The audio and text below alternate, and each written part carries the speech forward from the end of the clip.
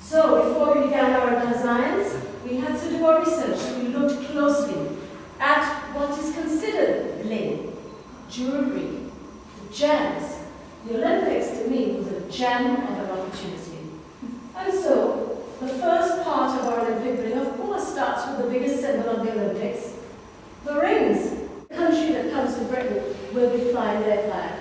So this is Britain's Olympics. So the British flag was very prominent and important in the theme. And you can see we've used drama, so she opens and she closes and she rises and she falls, with a wonderful abstract ruby in the center, because sticking with my theme of the gems and the importance of things of value and things that are desirable. And of course, the most desirable thing are our children. So it's really important that our children, like diamonds, who take so much care of our jewelry, are looked after, and that they can shine and sparkle like diamonds. So the Olympics needed to give us that opportunity.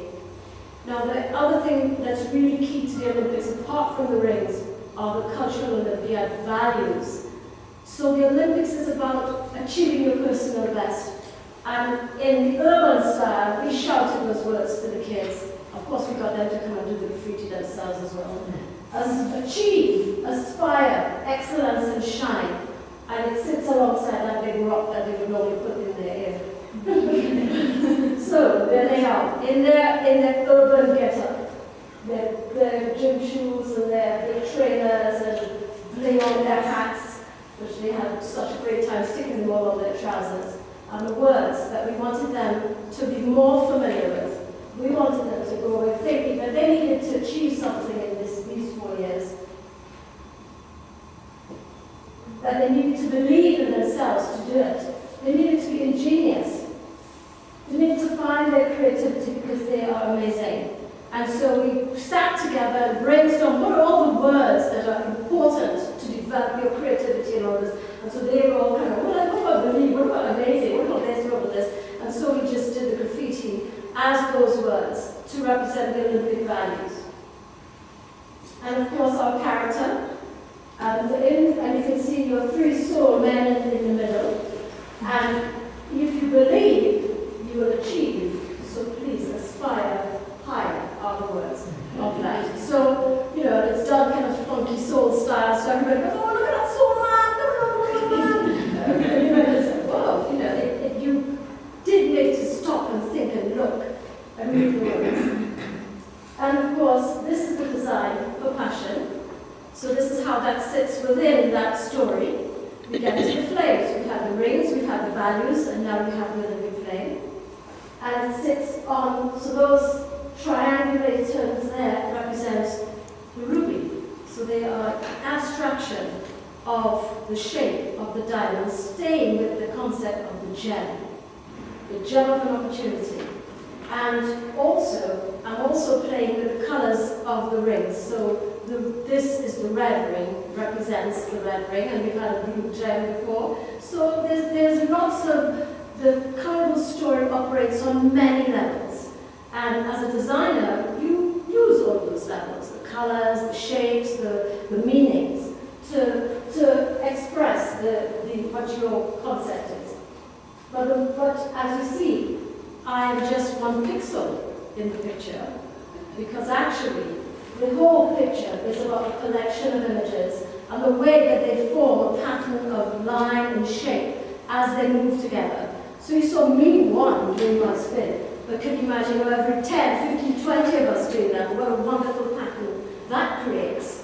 And so in the distance and in the mind's eye, also thinking that our audience tends to be 10 people deep. So at least the guy way at the back will still see the top of my head, even if he's not seeing the skirt, he will still see something. So we are working more in the space around the body than just making costumes here. So Carnival extends the body into space. And the queen of the band came from this section. And so here too we're dealing with the idea of infinity. Look at how every flame, even with me, 1, 2, 3, the eternal flame goes on forever. The opportunity, like a ripple. You start little, it gets bigger and bigger and bigger. And so that is embodied in the way we have got the flames going up, and then to a big one, and then to a big one. The eternal flame. And this lady has won Queen of Nottingham card for many, many, many years, and we're lucky that she's ours. You can see from her smile that from the moment she starts performing, everybody just is taken in by her energy. And this just shows us on the street to the audience, and again, the pattern that's created by the flames. And after the flames, so we have the rings, we have the values, we have the flame. Now we have the victory, the symbols of victory, the medals, of course. And we have the yellow ring, and we have the lovely yellow topaz gem, all rolled into one. And so going for gold is this section. And so it's all about the ring with the stone, and it's also about that colour gold. That is the biggest medal that you can win, is to go for gold. So achieve your personal best, and this is the character. This is simply golden shapes, and with the topaz in the middle, the golden colour. And there he is on the street, moving his costume. And of course we have the silver medal, and this one was called Shine. Achieve your personal best. Shine, not the kids, to shine through their personal best. And this is what they look like when we created them. And we use the fabric, a shiny fabric, and then we painted a matte paint onto it, so that we could give a sense of that flicker that you get when light hits a crystal or flicker off of the diamond. So here, I have no sparkle on the skirt. There's no sparkle here. And even here, there's very little. It's not sparkle, it's more like a flash, because I haven't used sequins. It's a different thing to try to create a different effect. The way light hits on something that is faceted like a diamond. Shine. And this bronze, the bronze medal, and this is the black ring. But bronze is not a gem. But bronze is very important because it is a precious metal. And many of our most important works of art, sculpture, are made in bronze. So again, something that is really desirable. And so for our young people, something that is good to associate with, good connotations. And they were like an echo. You can see how the circle goes on and on and on. And even our little ones. I had no choice. He refused to be in the other two sections and chose this, so we obliged. And they were absolutely beautiful. And well, the good thing about the pictures, it shows too the detail of all the painting. So you can see how we had all these young people sitting there forever, drawing stars and painting all the little areas with a little bit of shading. So we're also teaching them the skill of painting, of accuracy, of geometry is coming through in the design here. And yes, it's a flat shape, but look, it's got a bit of shading on the end, a little bit. So they're also learning about light and shading because gems sparkle and they reflect light. So that's reflected in the different materials that we're using. And the last part of the Olympic ring was the emerald, the green color, the green ring, that actually was about the importance of your talent being precious to you, but something that you have to nurture.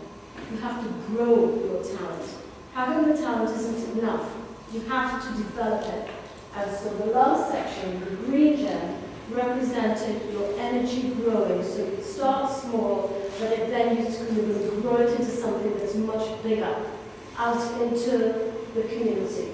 And so the emerald is reflected in this, is reflected in that green color, and that you should use the Olympics to grow your community, to grow yourself, to achieve your best. And that is the story of Olympic bling. And this just gives you a chance to see what they look like when they're in line, and what they look like when we're just getting ready in the car park. Well, it's the only place that we could get a picture like that, where they're standing in that, and we're just like, wow, look at that beautiful image that we get as all the shapes repeat and create this wonderful pattern. the inevitable, and we just loved it and made a bigger one. so the main character for that section. And every time we do one bigger, of course, the engineering changes. And we want to do one bigger, because when you make one, it's just so lovely, but well, you just want to have to make a big one. And so you then have to look at all the engineering and how do we make what we see small that is looking so lovely, even bigger, lovely, more exciting to look at. And this is what we look like as a whole procession coming through the streets of Notting Hill. And this is just what I thought was a wonderful picture that a photographer had taken, because he snapped the pattern. He was looking and he could see not just the whole of Carnival, but he could see the different lines. He could see the way the lines in the costume recreated these lovely patterns. And I was very pleased to see this picture, because it just shows how Carnival can have a really great impact on different people in different ways. So somebody's out there just having fun, and somebody else is saying, oh, I'm really inspired by that creative thing. Look at those patterns. Look at somebody else is saying, how the hell did they get that to stand up? and that sort of thing. Is it heavy? Yes. No. So for everybody, there is something in Carnival to inspire you. And this, our dream came true. We were aspiring higher, and we were wanting to not just parade on Notting Hill Carnival Street with our costumes. And the phone call came that it was the BBC. You know, we're doing this party on the Mall when we're collecting the flag from Beijing. We said, yes. Do you have anything that you might be able to put on? I said, yes. We're just making these now. So it was a great idea. It's one of the most important things about Carnival, to be current. If I hadn't made the decision to do something on the Olympics at the time that we were receiving it, we would not have been in front of Buckingham Palace with the kids from the community who had made their costume. The Olympic bid had all this thing about diversity and Carnival and everything, and here we were. We were the grand finale to the Olympic celebration party while England was receiving the flag in China from Beijing. We were on Children's Carnival Day, while there's 70 kids in Carnival, there's another bunch of children on stage in front of the mall. That was really, for us, a really fantastic moment, because then we were able to give the children the pride they deserved, because they made this. And that's just fantastic to see them there on stage, performing with Heather. How many costumes did you have in all in this parade? Say that again? How many costumes needed to be made for this parade? For Notting Hill, I tend to work with, as you see, most of my costumes are like this. We don't want to make any more than about 200 costumes. Most of the time, we actually achieve around about 150 costumes, and then there are extra straggling things that happen around that. We add 2 more and whatever. But the other thing is that, and it's an economic thing, these costumes block the sound. So if I have more than 80 people, the sound doesn't go past about 80 people in something like this. So I have a structure that I use where you've got low things at the front and tall things to the back. And we had to add a second truck at the back so that people at the back have got music. And so if I increase the number of people, I then have to spend another $3 grand for a truck, PA system, and I just don't have it.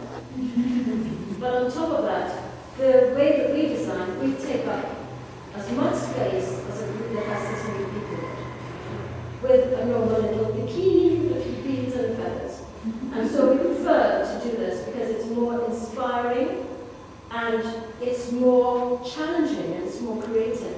You know, so we do our own Olympics every year to go through the process of making 200 of these every year. And this actually was another wish that came true for us.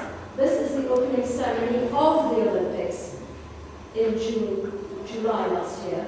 And again, we were hoping we would be making 100 costumes, but we didn't get that wish. What we got was, they rang us up and said, do we have anything we can put in the... Yes! And so they said, represented 5 costumes. Can you see them? Well, that was the problem. As big as we were, most people didn't see us. Well, first of all, that boat is representing the Great Rush, the ship that took the Caribbean people to the Caribbean. Well, okay, why is the ship Get over there. Okay, there are 5 of us, and 1, 2, there's 3, 4, 5. So basically, within the whole concept of the whole show, it's about this sort of industrialization period, and England invited people from the colonies to come to run the buses and the trains and everything. And so in that part of the show, we represented the coming of the people from the Caribbean, basically. So those 5 little dots are us. And it was an amazing experience to be in there and see what happened. Though we never saw the whole thing, we only saw a bit. But it just was great. And again, great that I could say to kids, 5 of you are in it. But hey, it was all